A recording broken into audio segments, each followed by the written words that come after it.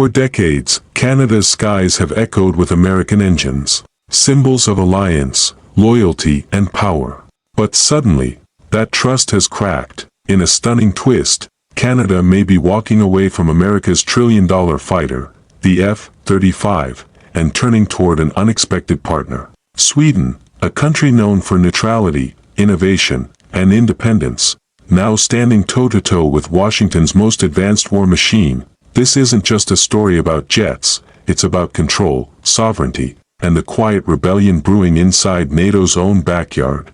Because when Canada looks to the Swedish Gripen, it's not just buying a fighter jet, it's sending a message that the world's military balance is about to change. Canada delays F-35 review indefinitely. For months, Ottawa had promised to finalize its plan to buy 88 US-made F-35 stealth fighters, the same aircraft hailed as the backbone of NATO's future air power.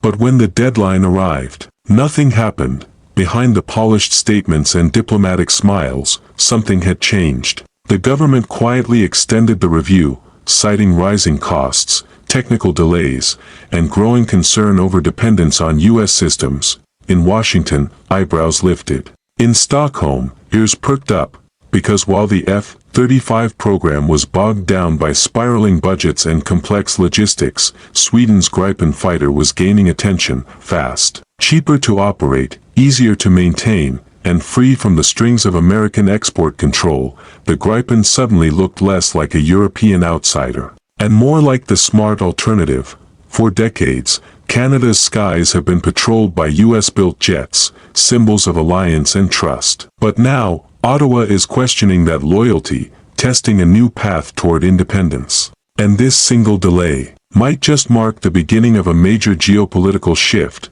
because this isn't only about choosing a fighter jet, it's about who controls the sky, and who controls the future. At first, it seemed unstoppable, a done deal. 88 F-35A Lightning IIs, the same stealth fighter trusted by America and its allies, promised to give Canada unmatched power in the skies. But beneath the headlines, the cracks were already showing. The price tag, once set at 19 billion Canadian dollars, had quietly ballooned to more than 30 billion. Maintenance costs soared, infrastructure wasn't ready, and even the aircraft itself, plagued by software delays and untested upgrades, was far from the flawless machine it was sold to be. Then came the realization that shook Ottawa's defense planners. Owning the F-35 didn't mean controlling it. Every major upgrade, every part replacement, every software patch, had to pass through American approval. Canada would fly the jet, but Washington would hold the keys. That dependency raised an uncomfortable question. Could Canada truly call it sovereignty if it couldn't even service its own fighters without US consent? And while bureaucrats in Ottawa wrestled with budgets and politics, something unexpected was happening overseas. Sweden, quiet, neutral Sweden, was making noise with its Gripen. The Gripen wasn't as stealthy as the F-35. It wasn't dripping with classified tech, but it was efficient, affordable, and fiercely independent. A jet built for nations that wanted cutting-edge performance, without foreign control. Suddenly, Canadian analysts began comparing numbers, and the math was impossible to ignore. The Gripen could fly nearly as far, carry modern weapons, and cost a fraction to maintain. More importantly, it could be built, maintained, and upgraded in Canada itself. And that's when the whispers began, inside defense circles, inside Parliament, and even across NATO. Had Canada just found its escape hatch from the F-35's golden cage? While the world obsessed over the US F-35, a quiet revolution was taking shape in Scandinavia. Sweden's Saab Gripen, sleek, sharp, and underestimated, was rewriting the rules of modern air combat. Born out of necessity, the Gripen wasn't built to dominate through size or secrecy. It was designed to survive, fast, flexible, and fiercely independent. Every nut, every line of code, every piece of software, owned and controlled by Sweden itself. That independence became the jet's secret weapon. Unlike the F-35, which locks nations into a lifetime of US dependency, the Gripen gives its operators total freedom. No waiting for foreign software updates. No hidden black boxes, no classified limitations on your own aircraft. And then comes the price tag. The Gripen costs less than half of an F-35 to buy, and only a fraction to maintain. Yet it can take off from highways, operate in snowstorms, and land on roads barely longer than a football field. It's not just a jet, it's a statement. A declaration that cutting-edge technology doesn't have to come with political strings attached. Today, nations like Brazil, Hungary, and the Czech Republic are already flying the Gripen, not because it's the flashiest aircraft in the sky, but because it gives them what every country quietly wants: control. And now, that same philosophy is resonating in Canada, a country long tied to American defense doctrine. Suddenly inspired by Sweden's model of self-reliance, if Ottawa truly wants to break free from U.S. oversight, the Gripen might just be the key. But such a move wouldn't just rewrite Canada's defense policy. It would send a shockwave through the Pentagon. To the untrained eye, this might look like a simple procurement delay, just another political hiccup in Ottawa.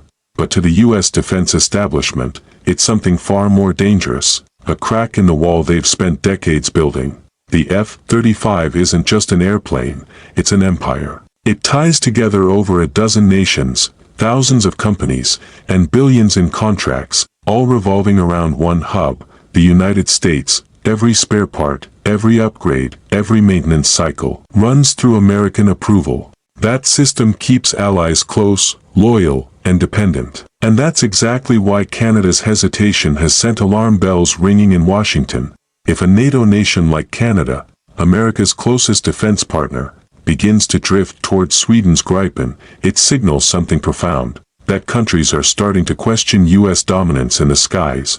Because once one nation breaks free, others may follow.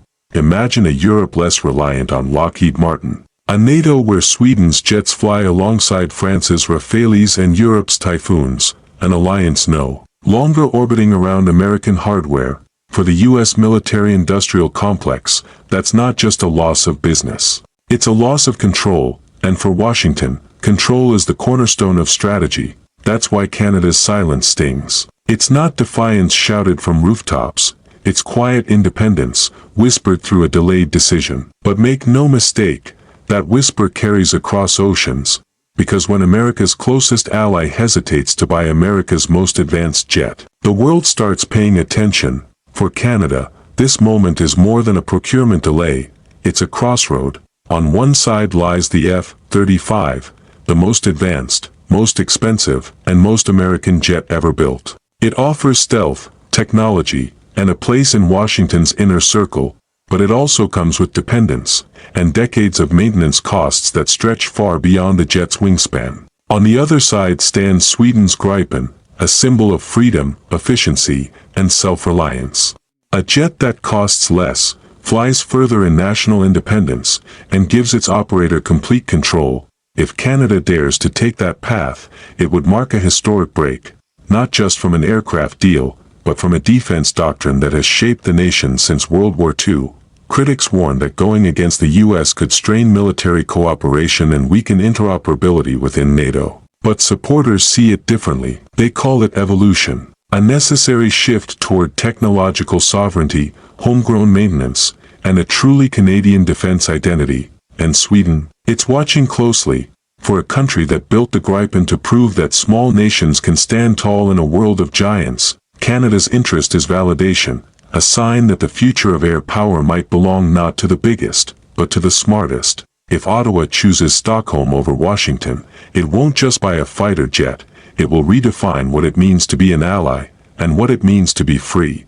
Because sometimes, the loudest statement a nation can make, is made not with words, but with the engine roar of the aircraft it chooses to fly. In the grand theater of global power, fighter jets are more than just machines. They are symbols of trust, of strategy, of who commands the skies and who follows in formation. For decades, Canada's wings have mirrored America's. From NORAD to NATO, the partnership has been ironclad, a bond built on history and shared defense. But the world is changing. The cost of loyalty has risen, and the meaning of independence has evolved. By delaying the F-35 deal, Canada has done something subtle yet seismic. It has reminded the world that even allies have choices, and that choice, between the might of the United States and the quiet brilliance of Sweden, has turned into a message. A message that technology should serve sovereignty, not control it, that true strength isn't in stealth or software, it's in the ability to stand on your own terms.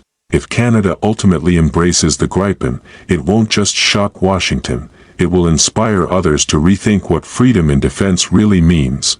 Because sometimes, the greatest revolutions don't come from battlefields or borders.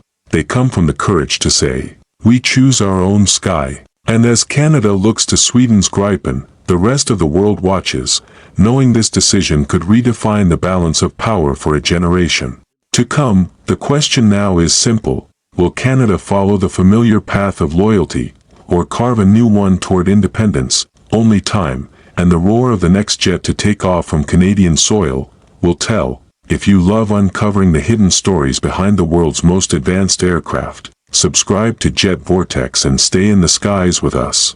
Because here, every engine roar tells a story the world needs to hear.